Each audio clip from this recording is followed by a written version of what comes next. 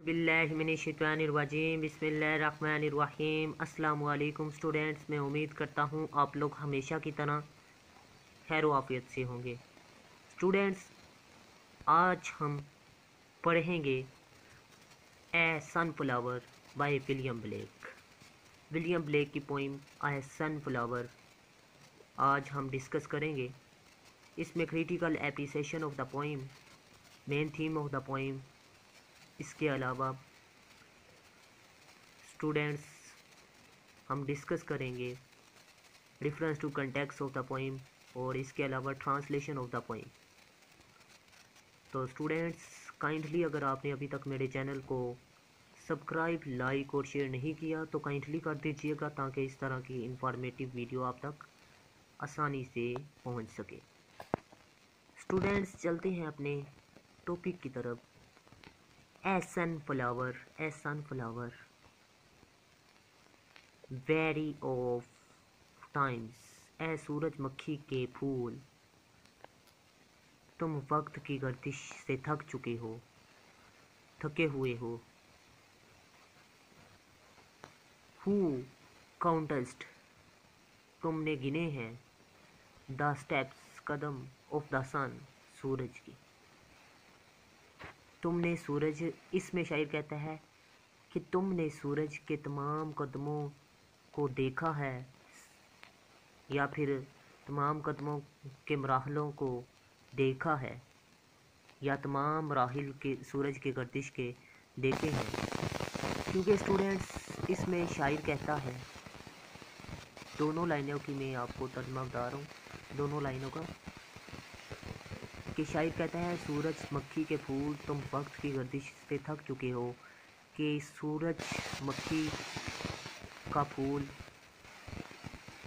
सूरज की रखवाली करता है, यानी सूरज जिस तरफ हरकत करता है सूरजमुखी का फूल भी उस तरफ रखवाली करता है, उसी तरफ ही जाता है, उसी तरफ ही हरकत करता है और उस पर नजरें जमाए रखता है, अपना चेहरा उधर ही कर लेता है जिधर सूरज अगर मशरिक़ की तरफ है तो सूरजमुखी भी अपना मुंह जोन सा है वो मशरिक़ की तरफ कर लेगी, अगर मगरिब की तरफ है तो मगरिब की तरफ कर लेगी सूरजमुखी भी। अब वो कह रहा है कि ये सख्त ड्यूटी है, फ़र्ज़ है। तुमने सूरज के तमाम कदमों को देखा है, मराहल को देखा है कि वो किधर किधर गर्दिश करता है, किधर किधर किन किन मराहल से गुजरा है। तुम भी थक गए हो के। यहाँ पर फ्लावर से सिंबलाइज कर रहा है शायर, यानी इससे मुराद इंसानी ज़िंदगी है। स्टूडेंट्स अब नेक्स्ट चलते हैं, seeking after that sweet golden claim. अब इसके बाद तुम सुनहरी आबा हवा की मतलाशी हो। स्टूडेंट्स कौन सी आबा हवा? अब तुम्हें ठंडी हवा चाहिए, क्योंकि थके हुए इंसान को एक ठंडी हवा चाहिए होती है। वो कौन सी हवा है?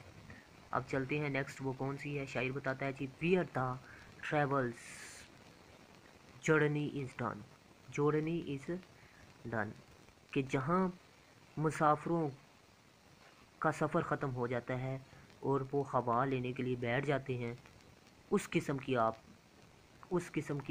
हवा की ज़रूरत है किसको? सूरजमुखी के फूल को।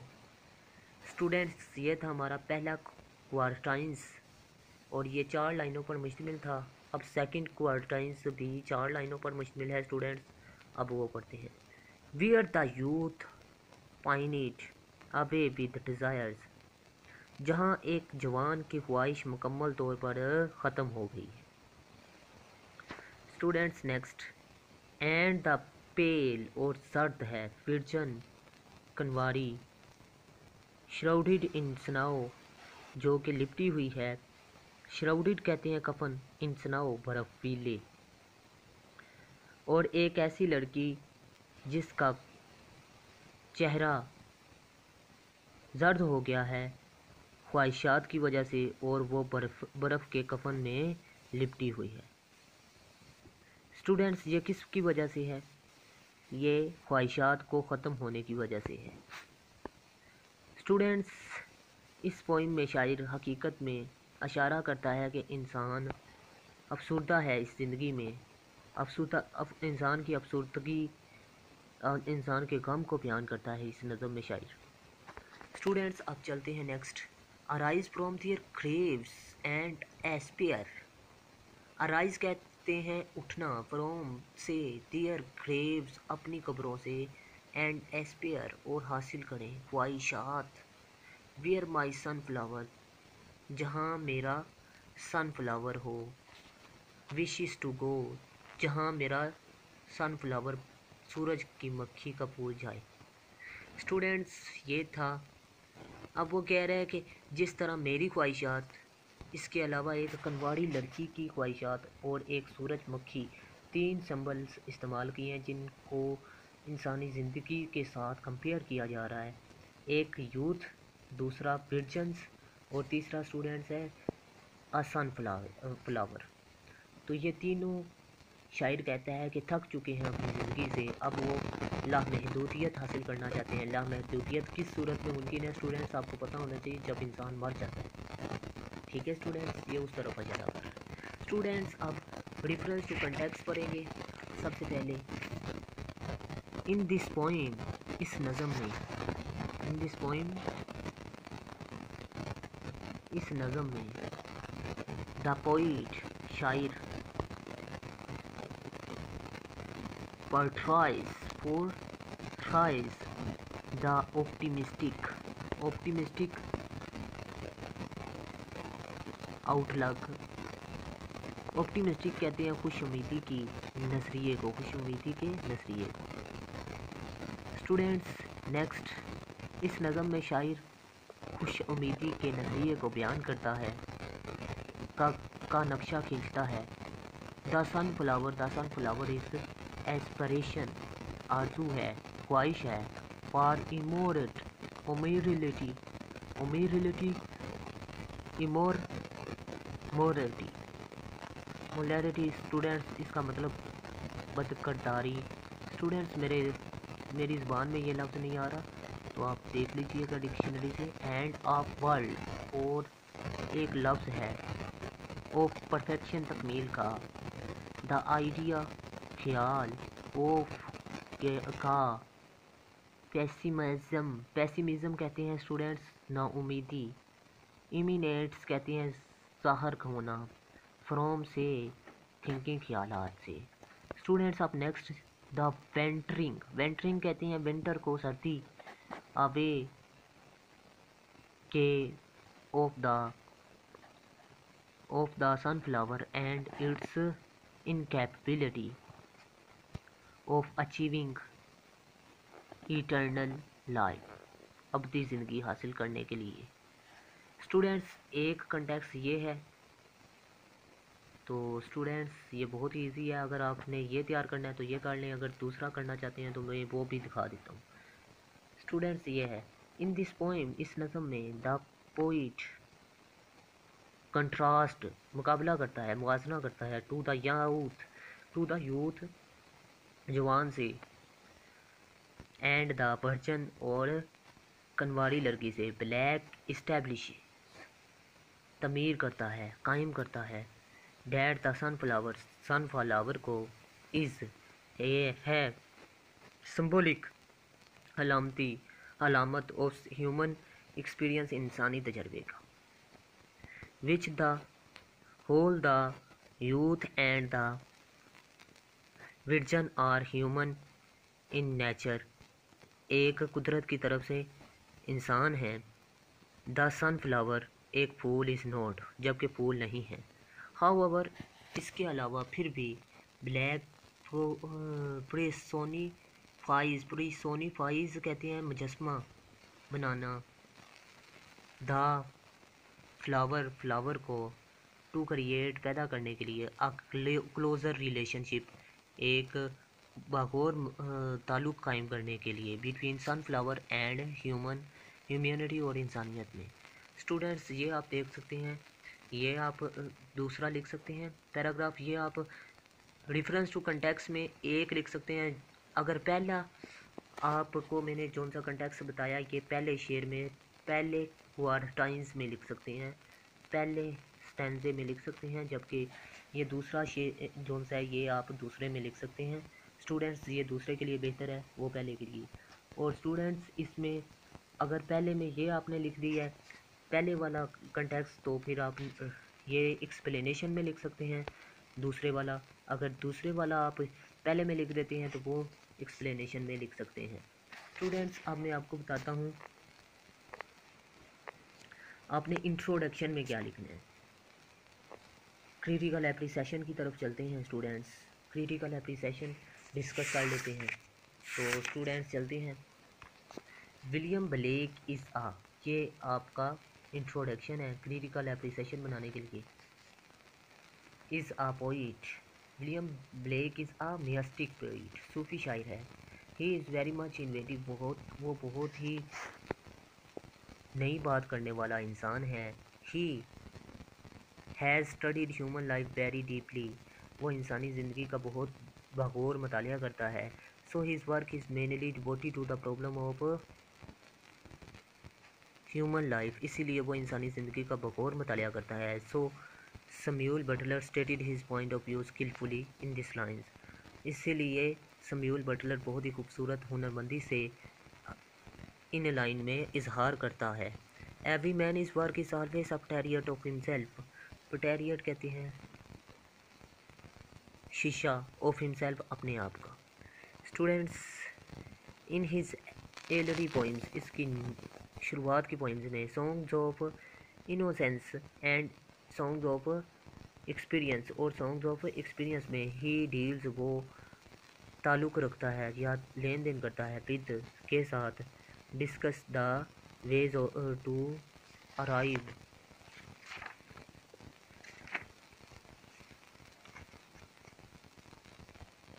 Eight the world of beauty and order.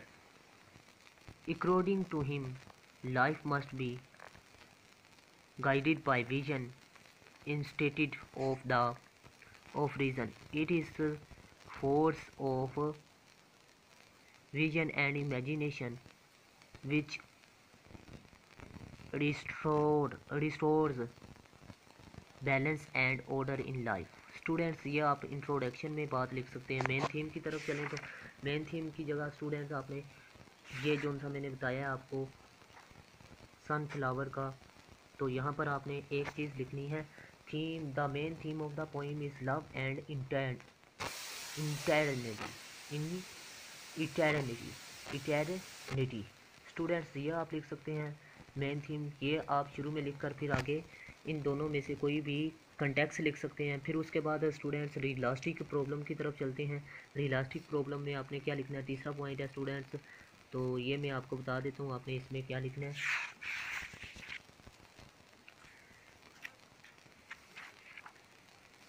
ये है students, realism is the hallmark of black is poetry, कि एक मोहर है उसकी पोइट्री का निशान है बहुत वाज़िया। Because he is a turn to earth realist वो हकीकी ज़मीनी मसाइल को बयान करता है। इन हिज पोइम, उसकी नज़म में, ऑफ ब्लैक की डील with realistic issues taken from life, जो कि ज़िंदगी से लिए गए हैं। As we see in his poem students, यहाँ पर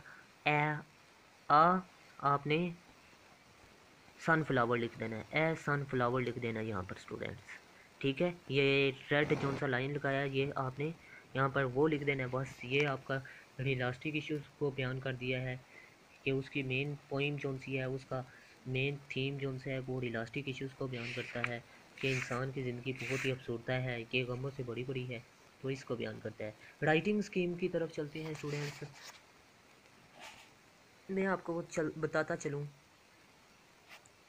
सबसे पहले आपने जी लिखनी है जी राइमिंग स्कीम।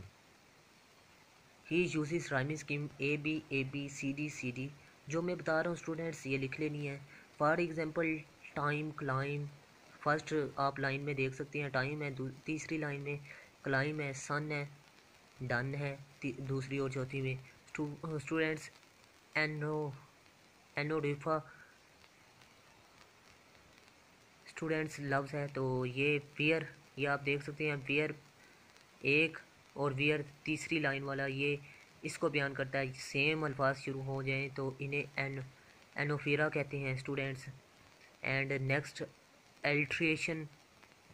एलिट्रेशन की बात की जाए तो इसमें एक लाइन में दो लफ्ज़ आ जाएं, मसलन एस एस, ये दो लफ्ज़ देख सकते हैं तो ये एलिट्रेशन है स्टूडेंट्स। एस एस सीकिंग और स्वीट आप देख सकते हैं, ये लाइन नंबर 3 में है। आप इसी तरह लिख सकते हैं। For example we can see he uses alliteration in his poem, अपनी पोइम में इस्तेमाल करता है। फॉर एग्जांपल मिसाल के तौर पर आपने ये लिख देना है स्टूडेंट्स। इसी तरह आप स्टेप बाय स्टेप बयान कर सकते हैं। ये आप देख सकते हैं। अगर कोई समझ नहीं आ रही तो आप मेरे से पूछ सकते हैं व्हाट्सअप नंबर पर। स्टूडेंट्स अब चलते हैं नेक्स्ट। आपने कौन सा पॉइंट पुट करना है ये मैं आपको बताने लगा।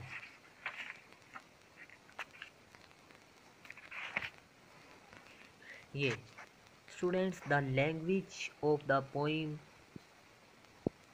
Is very simple and phrase, उसकी नज़म बहुत आसादा और कहानी टाइप है। The poem has been divided into 2 stanza आपने लिखना है जी स्टूडेंट्स। यहाँ पर आपने क्या लिख देना है 2 स्टैंजा ऑफ 4 लाइन्स, 4 लाइन्स ही आपने लिखना है जी। द क्वार्टाइंस भी लिख सकते हैं स्टैंजा की जगह पर। The poem is rich imagery as the poet has used many words, और शायर बहुत से अल्फाज का इस्तेमाल करता है। स्टूडेंट्स ये लफ्ज़ हो गया, ये आपकी पोइम का हो गया जी राइटिंग स्कीम का भी पोर्शन मुकम्मल। अब कैलकुलेशन की तरफ चलते हैं। तो स्टूडेंट्स अब कैलकुलेशन आपको बता देता हूँ कि कैलकुलेशन में आपने कौन सा पॉइंट लिखना है। तो स्टूडेंट्स ये आप देख सकते हैं in the end of the poem, नज़म के आखिर में वी कैन से डैट, हम कह सकते हैं his poem is full of message, इसकी नज़म मैसेज पैगाम से भरी पड़ी है। His poems give the message of selfless love and universal brotherhood, ठीक है स्टूडेंट्स, ऑफ मैनकाइंड। दस his dictation is very remarkable. In the end of the dictation we can say that, हम कह सकते हैं his description is very realistic, ये बहुत ही realistic है। स्टूडेंट्स मैं उम्मीद करता हूँ आपको सारी चीज़ की तफसीलन समझ में आ गई होगी। स्टूडेंट्स अगर आपको कोई चीज़ समझ में नहीं आई तो आप मेरे व्हाट्सएप नंबर पर रब्ता कर सकते हैं। स्टूडेंट्स मैं उम्मीद करता हूँ आपको वीडियो अच्छी लगी। अगर वीडियो अच्छी लगी तो काइंडली मेरे चैनल को लाजमी सब्सक्राइब कीजिएगा, लाइक कीजिएगा और दोस्तों के साथ शेयर कीजिएगा। स्टूडेंट्स अपना ख़ास ख्याल रखिएगा, अपने से ज़्यादा दूसरों का। अल्लाह हाफिज़। पाकिस्तान जिंदाबाद, पाकिस्तान जिंदाबाद।